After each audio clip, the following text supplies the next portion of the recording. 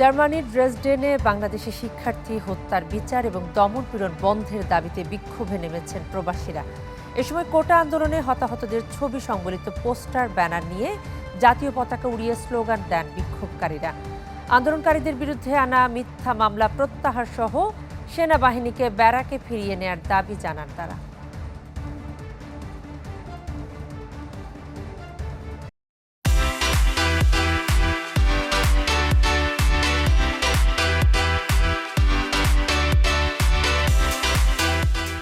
Germany থেকে আমাদের সঙ্গে সরাসরি যুক্ত হচ্ছেন সহকর্মী শামসুজ্জামান উদয়। উদয়, আপনার কাছে জানতে চাই যে বর্তমান পরিস্থিতিটা কি জার্মানির, এবং একই সাথে আসলে কোন কোন শহরে এই যে বিক্ষোভ সেটি ব্যাপক আকার ধারণ করেছে? কণা, ধন্যবাদ আপনাকে।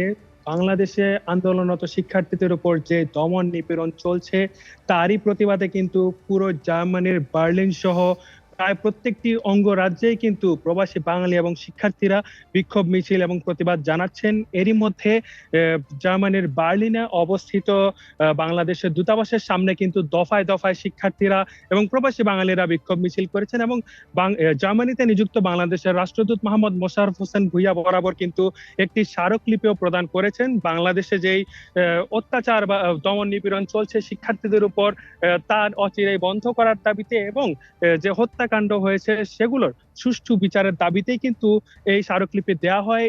এর পাশাপাশি আন্তর্জাতিকভাবে বাংলাদেশের এই পরিস্থিতির উপর প্রভাব বিস্তারের জন্য এবং সমাধানের জন্য কিন্তু ইতিমধ্যে জার্মানির চ্যান্সেলর কার্যালয়ের সামনে বিক্ষোভ মিছিল করেছেন প্রবাসী বাঙালিরা, এবং জাতিসংঘ সহ অন্যান্য যেই বড় বড় সংস্থা রয়েছে সবার কার্যালয়ের সামনেও কিন্তু তারা বিক্ষোভ মিছিল করছেন এবং তাদের কাছে কিন্তু বাংলাদেশের পরিস্থিতির ভিডিও ফুটেজের প্রমাণ সহ কিন্তু বাংলাদেশের পরিস্থিতি তাদের কাছে তুলে ধরার চেষ্টা করছেন এবং তারাও কিন্তু আমাদেরকে জানিয়েছেন তারা এই সকল বিষয়ে অবহিত আছেন এবং তারাও চেষ্টা করছেন এই সকল বিষয়গুলোর একটি সমাধানে নিয়ে আসার। এর পাশাপাশি জার্মান সাধারণ নাগরিক যারা আছেন তারাও কিন্তু আমাদের সাথে একত্রতা প্রকাশ করছেন এই প্রতিবাদের বিরুদ্ধে এবং তারাও কিন্তু প্রতিবাদে অংশগ্রহণ করছে। বিশেষ করে শিক্ষার্থীরা যে সকল প্রতিবাদগুলো জানাচ্ছে, বাংলাদেশে আন্দোলনরত শিক্ষার্থীদের উপর যে দমন নিপীড়ন চলছে, বিশেষ করে সামরিক বাহিনীরা যে দমন নিপীড়ন চালাচ্ছে সেগুলো অচিরেই বন্ধ করতে হবে এবং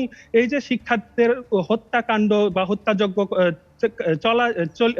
চলেছে তার একটি আন্তর্জাতিক তদন্তের মাধ্যমে সুষ্ঠু বিচার করতে হবে এবং সকল বাঙালির কাছে তাদেরকে ক্ষমা চাইতে হবে। এর পাশাপাশি ইতিমধ্যে জার্মানির ফরেন মিনিস্ট্রি কিন্তু জার্মানির সাধারণ নাগরিক যারা আছেন তাদেরকে কিন্তু বাংলাদেশে বর্তমান পরিস্থিতিতে ভ্রমণের ক্ষেত্রে এড়িয়ে চলার জন্য বিশেষভাবে অনুরোধ জানিয়েছেন এবং বাংলাদেশেও যে সকল জার্মান নাগরিকরা বসবাসরত আছেন বা কর্মরত আছেন তাদেরকে অনুরোধ জানাচ্ছেন তারা যাতে তাদের কর্মস্থল বা বাসস্থান থেকে খুব বেশি প্রয়োজন ছাড়া বহিরাগত বা বহিরাগমন না করেন।